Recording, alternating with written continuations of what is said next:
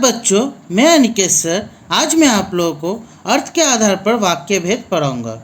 तो आप सभी बच्चे हिंदी व्याकरण पाठ्य पुस्तक खोलिए और अर्थ के आधार पर वाक्य भेद का जो भेद जहाँ पर दिया गया है, सभी भेद, ये वाला पेज आप लोग देखिए। तो यहाँ पर जो है इसकी पहली कक्षा में हम लोग जो है आज्ञावाचक वाक्य हम लोग पढ़े थे। आज्ञावाचक वाक्य, विस्मयादिबोधक वाक्य और प्रश्नवाचक वाक्य हम लोग पढ़े थे।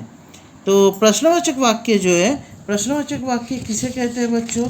प्रश्नवाचक वाक्य मैंने आप लोगों को यही समझाया था इसकी पहली कक्षा में कि जिन वाक्यों से प्रश्न का भाव प्रकट हो उन्हें प्रश्नवाचक वाक्य कहते हैं। अर्थात इसमें कुछ पहचान शब्द होते हैं, जैसे कब, कहाँ, क्यों, कैसे, ये शब्दों का प्रयोग किया जाता है। और प्रश्नवाचक वाक्य में प्रश्नवाचक चिन्ह का भी प्रयोग किया जाता है। जैसे मैं एक उदाहरण अगर आपको कहूँ कि सीमा कब आएगी, प्रश्नवाचक चिन्ह। यहाँ पर बच्चों देखिए, ये प्रश्नवाचक वाक्य का उदाहरण है। हम लोग कैसे समझेंगे? जैसे कब शब्द का प्रयोग हुआ है और साथ ही साथ आखिर में जो है प्रश्नवाचक चिन्ह का भी प्रयोग हुआ है। मैं और एक उदाहरण बोल रहा हूँ, आप लोग बच्चों ध्यान दीजिएगा प्रश्नवाचक वाक्य का। तुम कहाँ गए थे? यहाँ पर भी बच्चों देखिए कहाँ शब्द का प्रयोग हुआ है। ये प्रश्नवाचक वाक्य का उदाहरण का ये जो है ये परिचय है, ठीक है, कि ये प्रश्नवाचक वाक्य है और साथ ही साथ आखिर में जो है प्रश्नवाचक चिन्ह भी है। और तीसरा उदाहरण मैं अगर बोलूँ, विवेक तू स्कूल क्यों नहीं आए? विवेक तू स्कूल क्यों नहीं आए? यहाँ पर भी क्यों शब्द का प्रयोग हुआ है और साथ ही साथ आखिर में प्रश्नवाचक चिन्ह है। इसलिए ये जो है ये क्या है? ये प्रश्नवाचक वाक्य का उदाहरण है। दूसरा मैंने इसकी पहली कक्षा में मैंने आप लोगों को पढ़ाया था जो है विस्मयवाचक वाक्य अर्थात विस्मयादिबोधक वाक्य।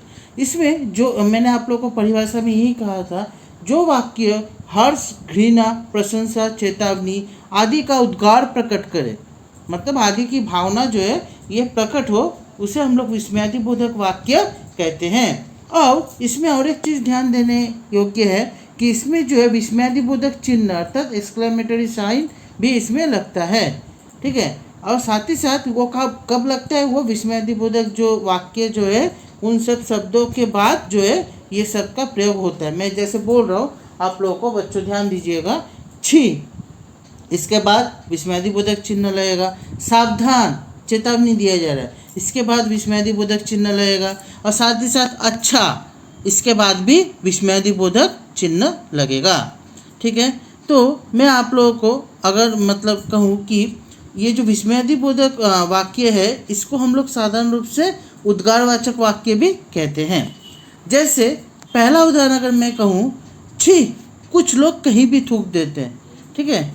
ये बच्चों यहाँ पर क्या है? यहाँ पर घृणा का भाव हो रहा है। और दूसरा उदाहरण अगर मैं कहूँ, सावधान, आगे सड़क की मरम्मत का कार्य चल रहा है, यहाँ पर हम लोग क्या कर रहे हैं? यहाँ पर चेतावनी दे रहे हैं। और तीसरा उदाहरण अगर मैं कहूँ, अच्छा, तो तुम ऐसे नहीं मानोगे, तुम्हें सबक सिखाना ही पड़ेगा, ठीक है बच्चों। ये हो गया विस्मयादिबोधक वाक्य का उदाहरण। इसमें मुख्य रूप से विस्मयादिबोधक वाक्य में कभी कभी यहाँ पर जैसे और एक मैं उदाहरण दूँ, यहाँ पर क्या हो रहा है? यहाँ पर दुख का भाव उत्पन्न हो रहा है। आह, वर्षा होने से मौसम सुहावना हो गया। यहाँ पर बच्चों देखिए, यहाँ पर वर्षा होने से मौसम सुहावना हो गया, मतलब इसके पहले वर्षा नहीं हो रहा था और काफ़ी समय बाद जब वर्षा हुआ वो एक क्या दिया? वो हमें एक सुकून का एहसास हमें करवाया। तो यहाँ पर हमें क्या हुआ? यहाँ पर हमें खुशी का अनुभव हुआ।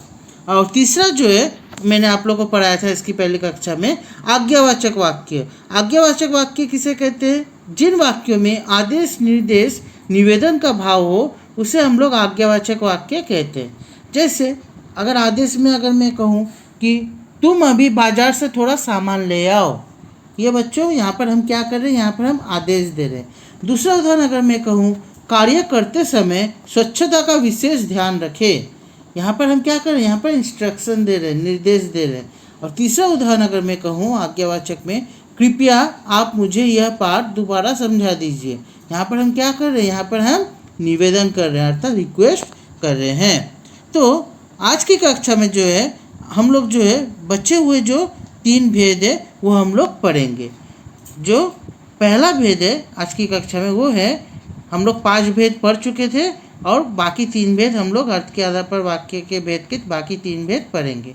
तो 5वां भेद जो है वो है इच्छावाचक वाक्य। ठीक है, तो इच्छावाचक वाक्य किसे कहते हैं? तो इच्छावाचक वाक्य का परिभाषा है कि जिस वाक्य से वक्ता की आकांक्षा, इच्छा, कामना या आशीर्वाद का भाव प्रकट होता है उसे इच्छावाचक वाक्य कहते हैं। मैं पुनः दोहरा रहा हूँ बच्चों, ध्यान दीजिएगा। जिस वाक्य से वक्ता की आकांक्षा, इच्छा, कामना या आशीर्वाद का भाव प्रकट हो उसे हम लोग इच्छावाचक वाक्य कहते हैं। जैसे अगर मैं उदाहरण कहूँ, पहला उदाहरण आप लोग देखिए, ईश्वर पथ से भटके लोगों को सद्बुद्धि दे। ये बच्चों देखिए यहाँ पर हम क्या कर रहे हैं, यहाँ पर इच्छा को हम लोग प्रकट कर रहे हैं। दूसरा उदाहरण देखिए, आपका आज का दिन शुभ हो। यहाँ पर हम क्या कर रहे हैं, यहाँ पर हम शुभकामना कर रहे हैं। तीसरा उदाहरण देखिए, हमें सदैव बड़ों का सम्मान करना चाहिए। यहाँ पर भी हम लोग क्या कर रहे हैं, इच्छा हम व्यक्त कर रहे हैं। और चौथा उदाहरण देखिए, मैं चाहता हूँ कि सभी स्वस्थ हो। यहाँ पर हम क्या कर रहे हैं, यहाँ पर हम शुभकामना दे रहे हैं। तो काफ़ी सरल है बच्चों इच्छावाचक वाक्य। उसके बाद अगला जो भेद है वो है संकेतवाचक वाक्य। संकेतवाचक वाक्य, संकेतवाचक वाक्य किसे कहते हैं? जिस वाक्य में एक क्रिया का होना दूसरी क्रिया पर निर्भर करता है या जिस वाक्य में कार्य किसी शर्त के पूरा होने के बाद ही हो। इन वाक्यों के शुरू में अगर, यदि आदि लगे होते हैं जिससे इन्हें आसानी से पहचाना जा सकता है। जिस वाक्य में कार्य जो है किसी शर्त के पूरा होने के बाद ही हो उसे हम लोग क्या कहते हैं, उसे हम लोग संकेतवाचक वाक्य कहते हैं। मैं पुनः आपको दोहरा रहा हूँ, ध्यान। तो मैं बच्चों आप लोगों को संकेतवाचक वाक्य जो पढ़ा रहा था वो पढ़ा रहा था कि संकेतवाचक वाक्य किसे कहते हैं।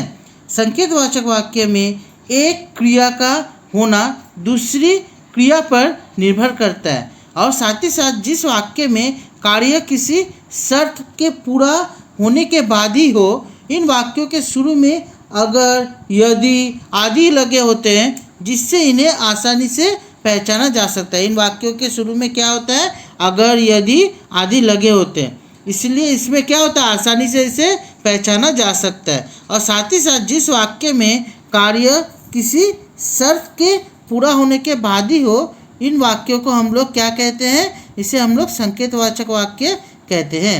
अब बच्चों हम लोग उदाहरण देखते हैं जो इस प्रकार है। संकेतवाचक वाक्य का पहला उदाहरण है, यदि इस युग में विज्ञान न होता तो यह बीमारी संसार का बहुत बुरा हाल कर देती।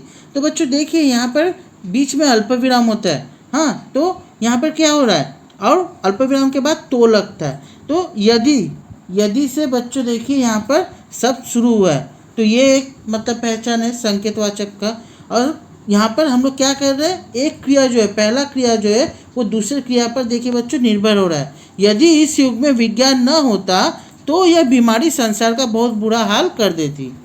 दूसरा उदाहरण देखिए, अगर अच्छे कर्म करोगे तो समाज में सम्मान पाओगे। यहाँ पर बच्चों देखिए अगर से उदाहरण शुरू हुआ है और यहाँ पर तो शब्द का भी प्रयोग हुआ है। तो अगर अच्छे कर्म करोगे तो समाज में सम्मान पाओगे, तो यहाँ भी देखिए बच्चों दो क्रिया है। तीसरा उदाहरण देखिए, अगर मेहनत करोगे तो जीवन सुखद रहेगा। यहाँ पर जो देखिए यहाँ पर भी अगर शब्द का यहाँ पर प्रयोग हुआ है और साथ ही साथ अल्पविराम के साथ तो शब्द का भी यहाँ पर प्रयोग हुआ है। तो यहाँ पर पहला क्रिया जो है दूसरे क्रिया पर निर्भर है, तो इसीलिए यहाँ पर क्या है, ये भी संकेतवाचक का उदाहरण ये है, ये पहचान है। और चौथा उदाहरण देखिए, अगर जल्दी आते तो टिकट मिल जाता। यहाँ पर भी बच्चों देखिए यहाँ पर भी संकेत किया जा रहा है, अगर जल्दी आते तो टिकट मिल जाता। तो यहाँ पर अगर सबसे ये जो है उदाहरण शुरू हुआ है, संकेतवाचक वाक्य का ये एक पहचान है। और साथ ही साथ यहाँ पर क्या है, जो पहली क्रिया जो है वो दूसरी क्रिया पर निर्भर भी है। ठीक है, काफ़ी सरल है। और आखिरी जो भेद है वो है बच्चों संदेहवाचक वाक्य। संदेहवाचक वाक्य किसे कहते हैं? जिन वाक्यों से काम पूरा होने में संदेह होने का भाव हो और वहाँ पर क्या है, शायद, संभवतः आदि शब्दों का प्रयोग हो, अर्थात इनके माध्यम से हम लोग इस वाक्य को आसानी से पहचान सकते हैं। ठीक है, तो इसके अलावा वाक्य के अंत में चुका होगा या चुकी होगी सबका देखकर ही इन्हें हम लोग पहचान सकते हैं कि ये क्या है, संदेहवाचक वाक्य है। मैं पुनः दोहरा रहा हूँ, आप लोग ध्यान दीजिएगा। जिन वाक्यों से काम पूरा होने में संदेह होने का भाव हो और शायद और संभवतः आदि शब्दों से जो है उदाहरण शुरू होगा, सब जो है वाक्य जो है शुरू होगा, उसे हम लोग क्या है, ये पहचान है, आसानी से इसके माध्यम से हम लोग पहचान सकते हैं, शायद या संभवतः। और साथ ही साथ इसके अलावा वाक्य के अंत में चुका होगा या चुकी होगी शब्द का प्रयोग हो, जिसे हम लोग देखकर ये समझ जाएंगे कि ये संदेहवाचक वाक्य है। तो उन वाक्य को हम लोग क्या कहेंगे, संदेहवाचक वाक्य कहेंगे। संदेहवाचक वाक्य जो है इसमें क्या है, इसमें शायद या संभवतः शब्दों का यहाँ पर प्रयोग होता है, ये पहचान है। तो आइए बच्चों हम लोग उदाहरण देखते हैं जो इस प्रकार है। तो पहला उदाहरण देखिए, शायद आज तेज वर्षा होगी। ठीक है, शायद मैंने आप लोगों को बताया था कि शायद शब्द का प्रयोग होता है, तो शायद आज तेज वर्षा होगी, संदेह का भाव यहाँ पर उत्पन्न हो रहा है। दूसरा उदाहरण देखिए, दीपक बुझ गया होगा। ठीक है, यहाँ पर आखिरी में देखिए बच्चों, होगा शब्द का भी यहाँ पर प्रयोग किया गया, ये भी जो है पहचान है। तीसरा उदाहरण देखिए, सुमन ने स्वेटर पूरा बुन लिया होगा। एक ही है, यहाँ पर भी होगा शब्द का प्रयोग हुआ है। मैंने बताया था कि जो संदेहवाचक जो वाक्य है उसकी पहचान इस प्रकार है, या फिर शुरू में शायद या संभवतः शब्द का प्रयोग होता है, या फिर वाक्य के अंत में होगा या होगी शब्द का प्रयोग होता है जो हो रहा है। और आखिरी उदाहरण देखिए, अब तक फसल कट चुकी होगी। यहाँ पर भी देखिए आखिर में होगी शब्द का प्रयोग हुआ है, तो ये भी पहचान है कि ये क्या है, संदेहवाचक वाक्य है। ठीक है, और यहाँ पर भी संदेह का भाव उत्पन्न हो रहा है। तो आज की कक्षा में बच्चों हम लोग क्या पढ़े? आज की कक्षा में हम लोग जो है पुनः मतलब जो 3 भेद जो बाकी था, 3 भेद हम लोग पढ़े, जो था इच्छावाचक वाक्य, संदेहवाचक वाक्य और संकेतवाचक वाक्य, और साथ ही साथ परिभाषा सहित आपको मैंने उदाहरण भी आप लोगों को स्पष्ट किया। तो आशा किया जाता है कि आप लोग को आज की कक्षा में जो पढ़ाया गया है आप लोग भली भांति समझे होंगे। मैंने इससे संबंधित आप लोगों को प्रश्न उत्तर जो है और साथ ही साथ जो है बहुविकल्पी प्रश्न जो है अभ्यास के लिए भी मैंने दिए, आप लोग अभ्यास कीजिए। आशा किया जाता है कि आप लोग भली भांति कर पाएंगे। तो आज की कक्षा हम लोग यहीं समाप्त करते हैं। धन्यवाद।